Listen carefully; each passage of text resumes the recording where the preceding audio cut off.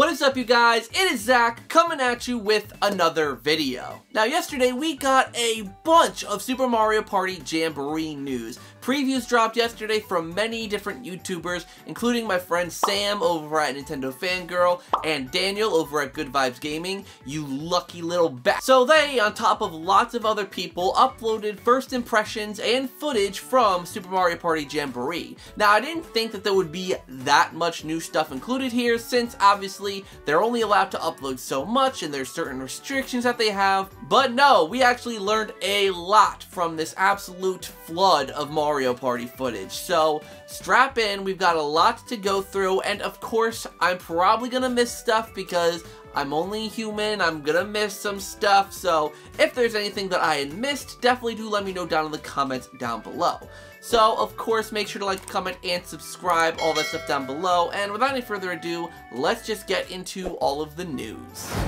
So let's start off with before you even start the party. Let's talk about that. Well, firstly, we get a real, solid look at the character select screen, and it is quite clear that this is the roster. There's no other unlockable characters because we see that Pauline and Ninji are still locked, meaning that the locked characters are still shown on the roster, even if they aren't unlocked. So this is it. This is what we're getting. And I'm seeing a lot of people complain about this roster. I mean, like I said in my last video, I get it. You know, a lot of characters were cut. There's some cool characters they could have added, but this is still a really solid roster, and I'm very excited to get to try out all these different characters. And honestly, how often do you get to play as a Goomba? He's actually playable here, and it's pretty cool. Same with Monty Mole. Like, when do you get to play as Monty frickin' Mole? So, nevertheless, really cool that this is the roster. It's honestly a pretty dang solid roster. Next, we actually get a look at the pre-game starting screen. Now, granted, this was in another language, so this kind of went through a Google Translate kind of a deal, and hold the phone. It says here that 10 turns takes 90 minutes. That is insane. I believe that's even longer than Super Mario Party says that its 10-turn matches last. And given that a lot of the first impressions videos say that this game feels a lot quicker and snappier than even Superstars did, I have a feeling that this is not going to be a good estimate. I mean, that's basically saying that one turn is going to last 9 whole minutes. And I just think that's wrong. Like, that's basically 2 minutes for each character to take their turn, and then the 1 minute mini game. Like, I just feel like the math is off. The math ain't mathin'. It ain't making sense. I mean, if that is the case, then Jesus Christ, it's a really slow game. But I have a feeling that it's not quite that slow. So we're gonna have to wait and see, you know, when we actually get to play it, how long turns are actually going to last. We also get to see here that motion controls are confirmed to be toggleable. You can switch them on or off. I feel like it'll mostly depend on if you have a single Joy-Con connected. Like, if there is single Joy-Cons in play, and if that's the only controller, I'm assuming that that option will be toggleable. But if even one person is using a Pro Controller, then that is just going to be off and not even toggleable because Pro Controllers can't do the motion control stuff. So that makes sense to me. Next up, bonus stars are obviously toggleable on and off, but I will say it doesn't say if there are classic bonus stars or not. Now, I do believe in Superstars, the options for bonus stars were either yes or classic, you know, bonus star options. So I do think that it is still potentially possible for us to have classic bonus stars, which I'm really hoping so. I do like the classic bonus stars, especially because with the modern way of bonus stars, you only get 2 bonus stars unless you play 30 turns, then you get 3. So I really hope that classic bonus stars is an option. It would really be a shame if they take that away.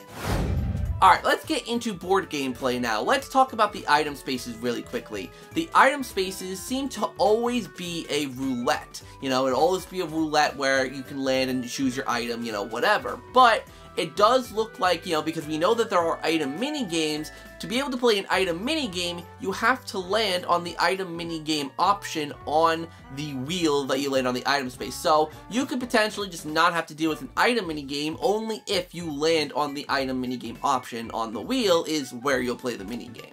We get a look at the Final 5 Turns event where, you know, typically in every single Mario Party, when it's the final 5 turns, something will happen and it'll create a little bit of chaos. This game actually seemed to do a pretty good job with Final 5 turn events, because we see, roughly translated, the list here is: a singular player could receive a mushroom, every player could have their coins doubled, every player could receive a star trap, every player could receive a double dice, and it could add Bowser spaces to the board. Now, I don't know exactly how many Bowser spaces would be added to the board. I'm assuming like maybe 3 or 4, maybe 5 Bowser spaces would be added to the board, but those are pretty, like, freaking quality events at the end, some of which we haven't really seen yet. I mean, doubling the amount of coins, yes, it could wreck the economy, but at the same time, for people who are in last place, for people who are in the back, that could give them a really good opportunity to catch up if they are able to actually utilize the new coins they get to buy up some stars. So, really interesting stuff here. Next up, we get to see some duels in action. Dueling minigames are obviously a staple in Mario Party, and the one unfortunate thing about it is it does seem like dueling will only be for coins. You are not able to wager stars like in the GameCube and Mario Party 8 Mario Parties, which is kind of unfortunate. I love being able to wager stars, especially in a game, you know, where the economy is definitely still a little inflated, where stars are probably going to be easy to get for a lot of people. Being able to swap stars more easily definitely would be a great option, but at least we have these star trap spaces that will still, you know, even things out a little bit, in my opinion. Okay, let's talk about the 2 major event spaces that take place on Mega Wiggler's Tree Party. I mean, we already know about the bell that switches the location of the Wiggler. I'm talking about the other 2 that we get to see here. Firstly, there is this honey gathering little mission that you could do for Spike.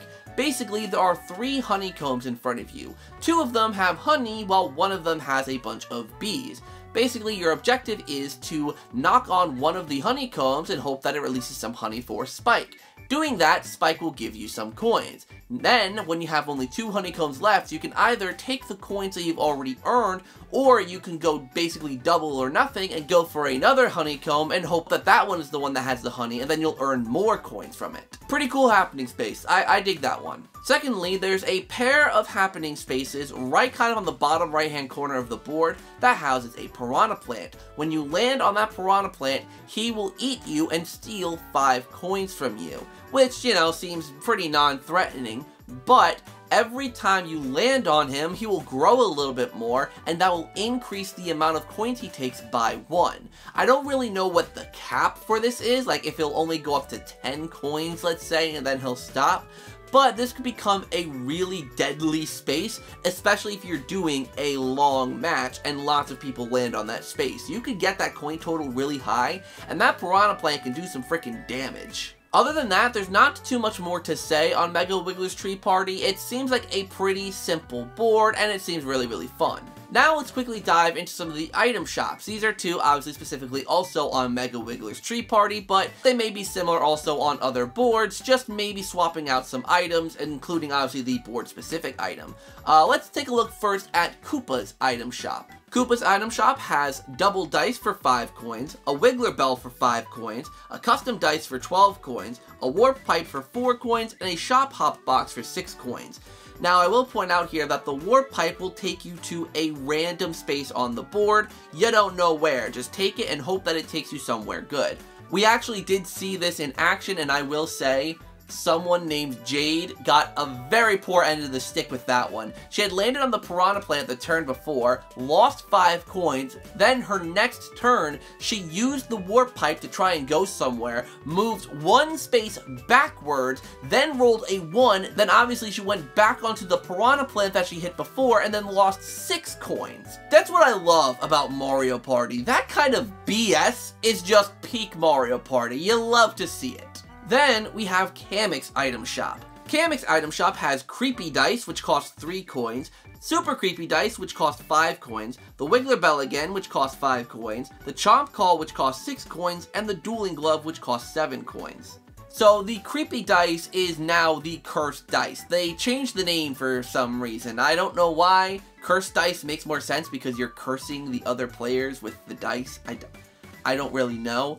But the Super Creepy Dice basically is the Cursed Dice or Creepy Dice, but it affects everyone. So that's a pretty powerful item, and for 2 coins more, I feel like that just makes the regular cursed or creepy dice block completely pointless, because I would rather spend the 2 coins more and screw everyone else over. I guess the only reason would be is if you don't want to make enemies with the other people, if you have a specific target, but I don't know. Really, really interesting stuff with these items.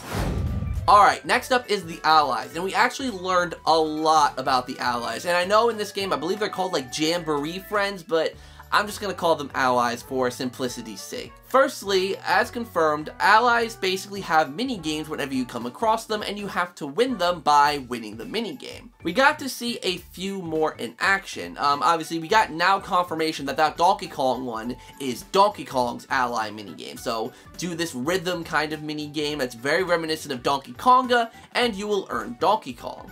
Then you have Princess Daisy's. Princess Daisy's everyone thought was Fruit Scoot Scurry at first, and it does definitely take elements of Fruit Scoot Scurry in that first stage of the minigame. But then it goes into a completely different mode where it's a whole obstacle course, and basically the objective of this minigame is to collect as many of these tokens as you possibly can that have Daisy's flower emblem on it. And lastly, we also get to see Luigi's ally minigame, and this is the first time we're actually really getting to see this one. This one is a loosely Luigi's Mansion themed one where Luigi gets taken and sent to the end of this haunted mansion, and you have to complete a bunch of rooms where there are puzzles in them to complete, including this one that actually oddly seems very similar to Hotel Goomba. But here's the thing also with allies. For the person who comes across the ally, they get an advantage in said minigame. So in the DK minigame, the advantage is that basically you're allowed a little more leeway because your circle is bigger when it comes to hitting the notes, so you got a little more slack when it comes to the timing of hitting the notes. Then, in the Daisy minigame, your advantage is that you start off with basically 9 tokens, basically, is what you start out with. And I didn't catch the Luigi advantage. I'll put it on screen if they actually did show it, but I didn't catch that one. And the thing is that each one of these characters actually have an advantage that you could use with them on the board. So Donkey Kong's advantage, for example, is that he has this DK barrel that will blast you to a random spot on the board. So basically like the warp pipe. And Princess Daisy's basically cuts all of the items in the item shop in half. And again, I don't remember what Luigi's was. Out of all people, I know I should have paid closer attention to him. But nevertheless, it seems like each ally has specific abilities that you could use while you have them. And that's the thing, while you have them. Unlike Super Mario Party, where your allies are with you for the rest of the game, this game is doing things very differently. The allies only last 3 turns total, so you can only have them for 3 turns. Unless an opponent comes past you, so if an opponent passes you on the board, they will steal your ally, so you could also lose your ally to one of your opponents. So it's very important to utilize your ally as best as you can while you have them, because you will not have them long. Which I really like. I feel like it balances it out a lot, because I was gonna say that the allies seem super unbalanced here. But I will add also that the doubling of effects that I mentioned in the last video does also seem to apply to Bowser spaces. So if you have a pretty severe punishment dealt to you on a Bowser space, if you have that ally, that punishment will be doubled. So who's to say if that doesn't count for things like trap spaces? If you land on a -1 star trap, will you lose 2 stars instead of 1? Or if you land on a chance time space and you have to give away 2 stars, will you give away 4 stars? Or even crazier, if it's the complete swap of swapping everything, will that double and make everything swap back and actually work in your favor? There's a lot of questions on how these allies will affect everything on the board, and I think it's really, really interesting. I cannot wait to see more. I talked about the items a decent bit, but there's a couple that I need to talk about a little bit more. Firstly, the trap items. Any trap that you set, so the 1-star trap, the half coins trap, etc., they will disappear after a character lands on it. So it's not like the, GameCube Mario parties where when a character lands on a character-specific space, it stays until someone overrides it with one of their items. It's more like Mario Party DS, where once it's landed on, it's gone, it's complete, you just need to throw another trap. I think that's fair because obviously in longer matches, there could be traps all over the place and it can just become a little too chaotic. You know, I mean, because Mario Party is all about the chaos, but there is a limit sometimes. So I think that's pretty balanced, and I can't wait to throw some items on spaces. I'm so glad they're back. Also, remember in my last video when I talked about that shop box and how it'll basically take you to a shop? Well, I got the question answered of how exactly it works. So, you hop into the box and basically it'll take you to one of the item shops on the board. No telling which one. It could be Koopas, it could be Kameks. Like, there's no real pattern to it. It's just kind of random. And you're basically just brought there. So you go there and that's where you stay now. So it could be advantageous to use that if maybe there's a star that's near an item shop, or obviously if you just need an item, or if you have an ally and you want to utilize them, so you gotta go to the item shop so you can get your 2 items. And if it's Daisy, both of those items are half off. There's a lot of strategy that you could use a lot of these items for, which is really freaking interesting. Alright, let's talk about the mini-games. Now, obviously, we saw a lot more of the mini-games in depth, and I'm not going to talk about every single one. I'm mostly going to be talking about the mini-games that, A, are the returning ones that do have differences, and also I'm going to be talking about the new ones that actually got their names confirmed, so we have names for them now. So, let's get started. Firstly, I gotta talk about Granite Getaway. It's my favorite minigame of all time, and it looks freaking great. The little bit that we saw last week showed an outside area, whereas in this footage that we've seen, it's all inside. So I'm wondering if it'll start inside, because we see the minigame starts inside the cave, and then we also see that it ends inside the cave. So I wonder if it starts inside the cave, then it goes outside for a little bit where the bridge is in that minigame, and then you go back in the cave to complete the minigame. Or if there's variants of the minigame. So if there's obviously the standard traditional cave one, as well as an outdoor kind of one. I'm down for either one. Getting more variants of that minigame would be really, really cool, especially because of the fact that that minigame is kind of easy. So to have more variations of it that might, you know, have different difficulty levels, I think that would be pretty cool. Plus, something I noticed, and this is more so for you hardcore fans out there, listening to the music that plays while this minigame plays, this minigame has Doom and Gloom, which is the name of the track. And if you played Superstars, Burn Style shares that same theme. But I noticed listening to Doom and Gloom in Granite Getaway, it is actually different than Doom and Gloom was in Superstars. So I do think that all of the minigames, the returning minigames that share music from the returning minigames in Superstars, will get new remixes.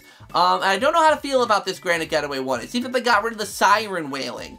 I mean, the siren wailing was kind of taken away in Superstars and kind of replaced by like a string kind of instrument thing, but it seems like they just kind of got rid of it altogether and made it more brassy, more trumpety, which I'm not the biggest fan of, but like, that's like the nittiest of nitpicks, so I'm not going to complain too much about it.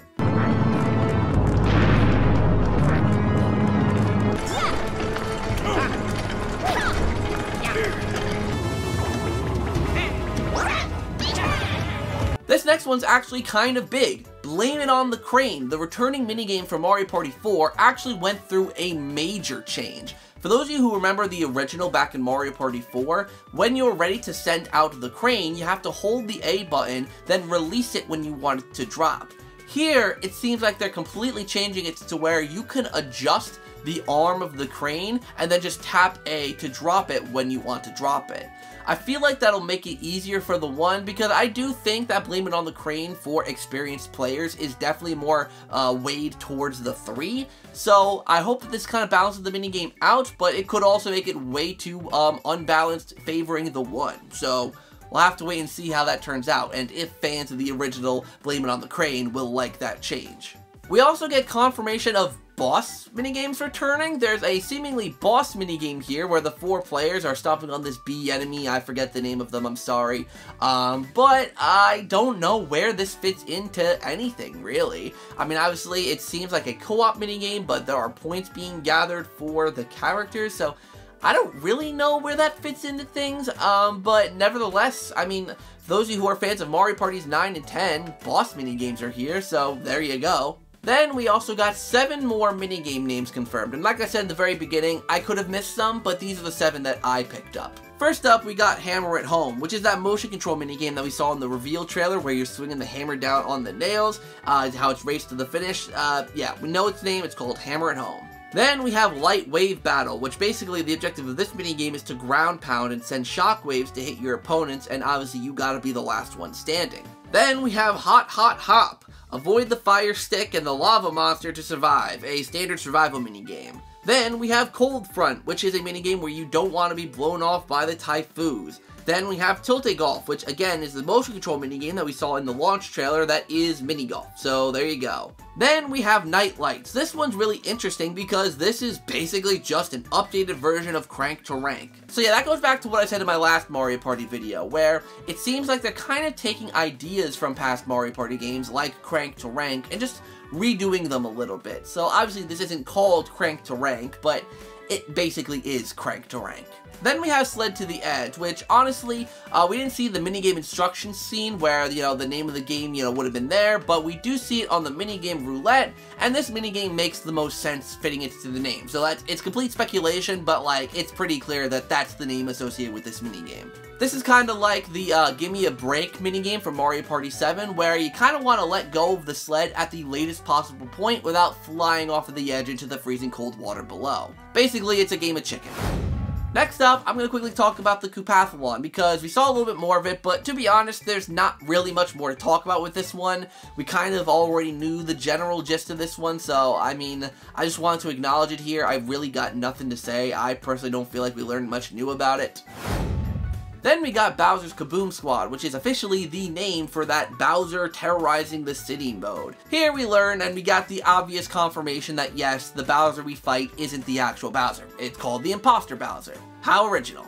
But we also get a little more confirmation here that the 8-player minigames are all co-op, obviously, and we use them to earn points that are used to obtain a rank at the end of the minigame, and that rank can earn us items that we can then use against Bowser. So, once you battle Bowser and compete in a few of the minigames, then at the very end, once Bowser is knocked down, you will get a Power Star. So, then you have to finish him off by mashing the A/the right button so that you could truly defeat him. That's about it, but there's one more thing I did want to point out, is that it does seem that there might be a 5th, well I guess technically 6th, hidden minigame mode on Minigame Bay. Now we see this picture here of Minigame Bay or Minigame Harbor, whatever it's called, and we see that this cave in the very, very back has opened up. So I'm assuming there might be one more unlockable minigame mode, and I really hope they take that opportunity to make it something clever, something unique. I really hope so. I mean, with things like Bowser's Kaboom Squad